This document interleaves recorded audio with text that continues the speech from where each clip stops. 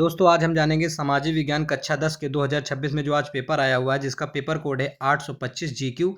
इसके बहुविकल्पी मिलाएंगे। चलिए वीडियो में बने रहिए और अगर हमारे चैनल में नए हैं तो प्लीज़ हमारे चैनल को लाइक और सब्सक्राइब करना ना भूलें।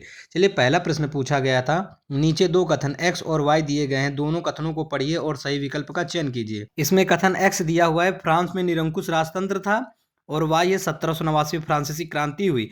तो इसका ऑप्शन बी सही था। एक्स और वाई दोनों सही हैं और वाई एक्स का परिणाम है। ठीक है, चलिए अगला प्रश्न देखते हैं। प्रश्न नंबर 2 पूछा गया था, 1871 में काइजर विलियम प्रथम को किस साम्राज्य का सम्राट घोषित किया गया? इसका ऑप्शन सी सही था, जर्मनी का। प्रश्न नंबर 3 दिया हुआ है, कॉर्न लॉज समाप्त करने का प्रमुख कारण क्या था? इसका ऑप्शन डी सही था, उद्योगपतियों एवं शहरी जनता का विरोध। प्रश्न नंबर 4, निम्नलिखित में से किसको ब्रिटेन वुड्स की जुड़वा संतान कहा जाता है? इसका ऑप्शन सी सही था, विश्व बैंक और आईएमएफ को।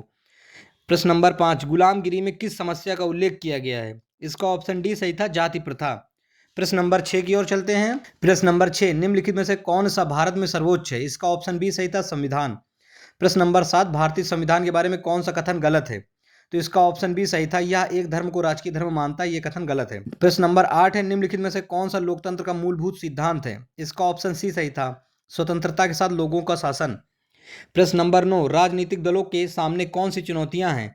इसका ऑप्शन डी सही था, इनमें से सभी। प्रश्न नंबर 10, महिलाओं को नारी शक्ति वंदन अधिनियम 2023 के अनुसार कहां आरक्षण नहीं दिया गया है?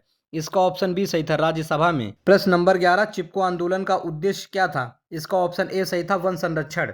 प्रश्न नंबर 12, निम्नलिखित में से आधारभूत खनिज को छांटिए। इसका ऑप्शन डी सही था, लौह अयस्क। प्रश्न नंबर 13, निम्नलिखित में से एक संस्था अंतरराष्ट्रीय व्यापार से संबंधित है? इसका ऑप्शन ए सही था, विश्व व्यापार संगठन। प्रश्न नंबर 14, निम्नलिखित में से कौन सा अनाज मोटा अनाज कहलाता है? ऑप्शन डी सही था, दिए गए सभी अनाज मोटे अनाज कहलाते हैं। प्रश्न नंबर 15, भारत का कौन सा शहर इलेक्ट्रॉनिक राजधानी कहलाता है? इसका ऑप्शन बी सही था, बेंगलुरु।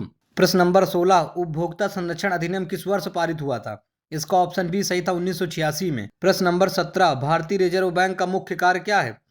इसका ऑप्शन ए सही था, करेंसी का निर्गमन करना। प्रश्न नंबर 18, स्वयं सहायता समूह कौन संचालित करता है? ऑप्शन सी सही था, सभी सदस्य। प्रश्न नंबर 19 है, अंतरराष्ट्रीय व्यापार का लाभ किसे प्राप्त होता है? ऑप्शन डी सही था, सभी देशों को। प्रश्न नंबर 20 पूछा गया था, निम्नलिखित में से कौन सा उद्योग कृषि आधारित है? इसका ऑप्शन बी सही था, सूती वस्त्र उद्योग। अगर आपको हमारा वीडियो पसंद हो तो प्लीज़ हमारे चैनल को लाइक और सब्सक्राइब करना ना भूलें और अपने मित्रों को जरूर शेयर करें।